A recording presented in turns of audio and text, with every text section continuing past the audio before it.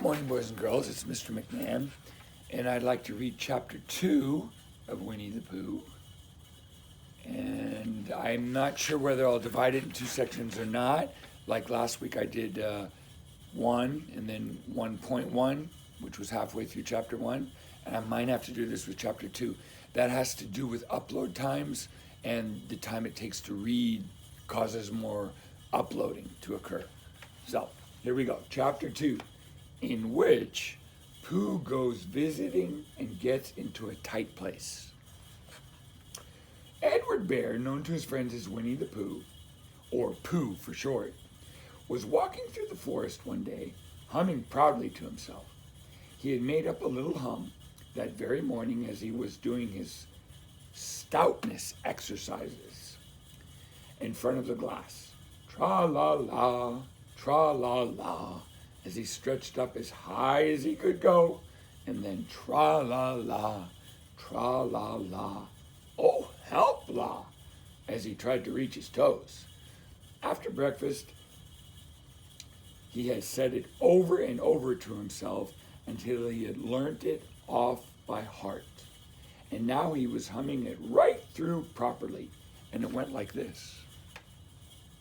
Tra-la-la, tra-la-la, rum-tiddle-lum-tum-tum, tiddle-iddle-tiddle-iddle, tiddle-iddle-tiddle-iddle-iddle, rum-tum-tum-tiddle-um.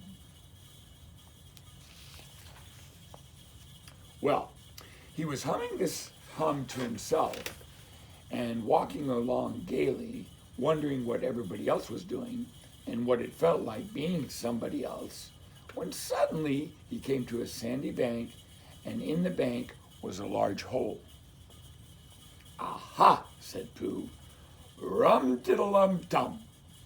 If I know anything about anything, that hole means rabbit, he said, and rabbit means company, he said, and company means food and listening to me humming and such like. Rum-tum-tum-tiddle-um. So he bent down, put his head into the hole, and called out, "Is anybody at home?" There was a sudden scuffling noise from inside the hole, and then silence. "What I said was, is anybody home?" called out Pooh very loudly. "No," said a voice, and then added, "You needn't be so loud. I heard you quite well the first time."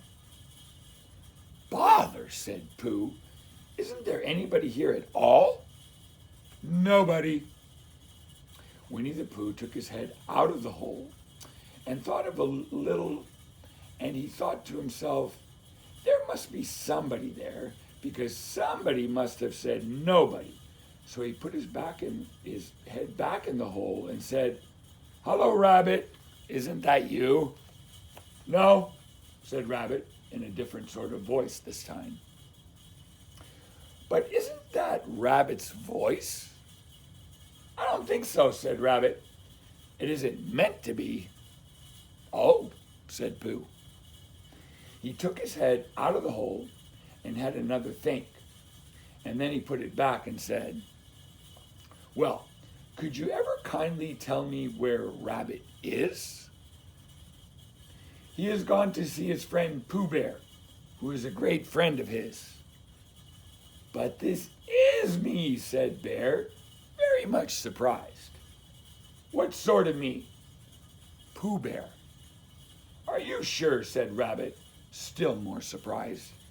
Quite sure," said Pooh. "Oh, well, then come in." So Pooh pushed and pushed and pushed his way through the hole, and at last he got in. "You were quite right," said Rabbit, looking at him all over. "It is you. Glad to see you." "Who do you think it was?" "Well, I wasn't sure. You know how it is in the forest. One can't have anybody coming into one's house, and one has to be careful. What about a mouthful of something?" Pooh always liked a little something at 11 o'clock in the morning, and he was very glad to see Rabbit getting out the plates and mugs. And when Rabbit said, honey or condensed milk with your bread? He was so excited that he said both. And then, so as not to seem greedy, he added, but don't bother about the bread, please. And for a long time after that, he said nothing. Until at last, humming to himself in a rather sticky voice, he got up, shook Rabbit lovingly by the paw, and said he must be going on. Must you? Said Rabbit politely. Well, said Pooh, I could stay a little longer if you, and he tried very hard to look in the direction of the larder. As a matter of fact, said Rabbit, I was going out myself directly. Oh, well then, I'm going on. Goodbye.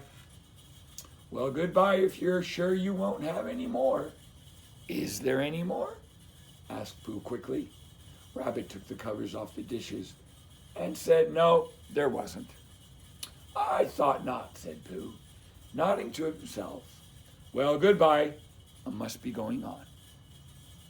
So he started to climb out of the hole. He pulled with his front paws and pushed with his back paws. And in a little while, his nose was out in the open again. And then his ears, and then his front paws, and then his shoulders, and then, oh, help, said Pooh. I'd better go back. Oh, bother, said Pooh. I shall have to go on. I can't do either, said Pooh. Oh, help and bother.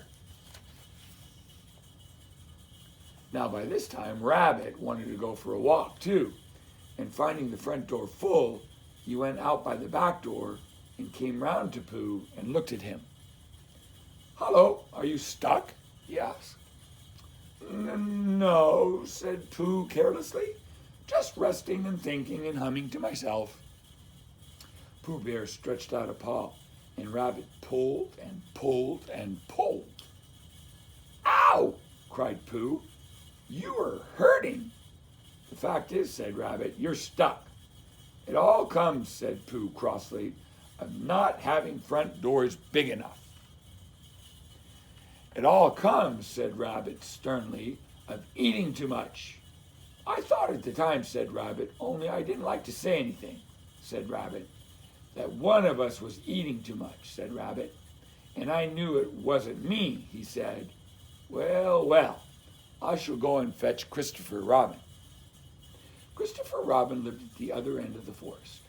And when he came back with Rabbit and saw the front half of Pooh, he said, Silly old bear, in such a loving voice that everybody felt quite hopeful again.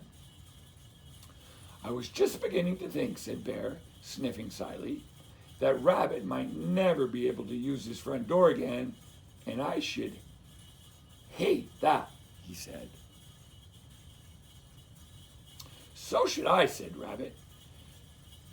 Use his front door again? Said Christopher Robin. Of course he'll use his front door again. Good, said Rabbit. If we can't pull you out, Pooh, we might push you back.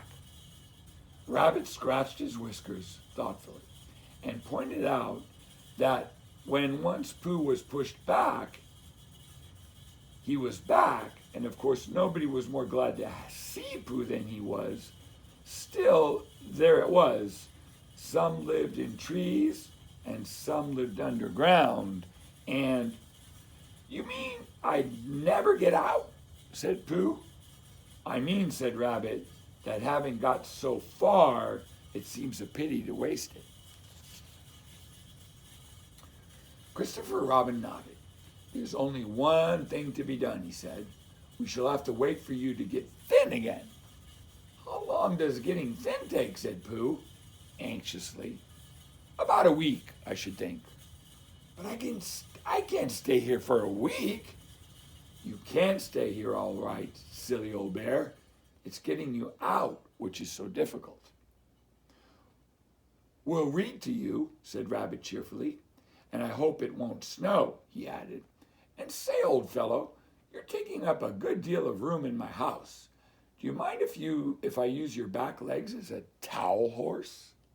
Because, I mean, they are doing nothing, and it would be very convenient just to hang the towels on them. A week, said Pooh gloomily. What about meals? I'm afraid no meals, said Christopher Robin, because of getting thin quicker. But we will read to you. Bear began to sigh, and then found he couldn't because he was so tightly stuck.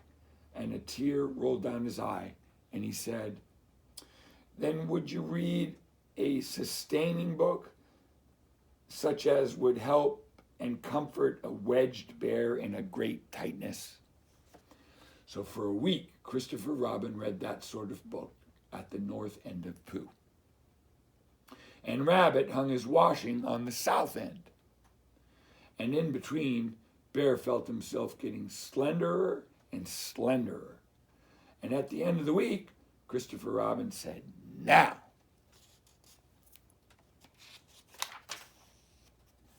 So he took a hold of Pooh's front paws, and Rabbit took a hold of Christopher Robin, and all Rabbit's friends and relations took a hold of Rabbit, and they all pulled together. And for a long time, Pooh only said, ow, and oh, and then all of a sudden he said, pop, just as if a cork were coming out of a bottle.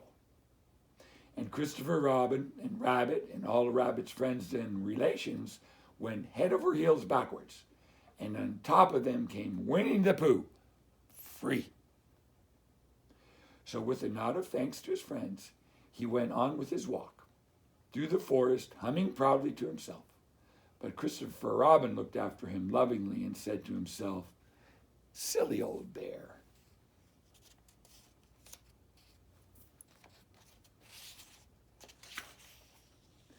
And next week, we will read chapter 3, in which Pooh and Piglet go hunting and nearly catch a woozle. So, look forward to seeing you next week for the 3rd chapter of Winnie the Pooh, and I'll have regular books that I read to each of your levels as normal. All right, guys, have a good day. Bye.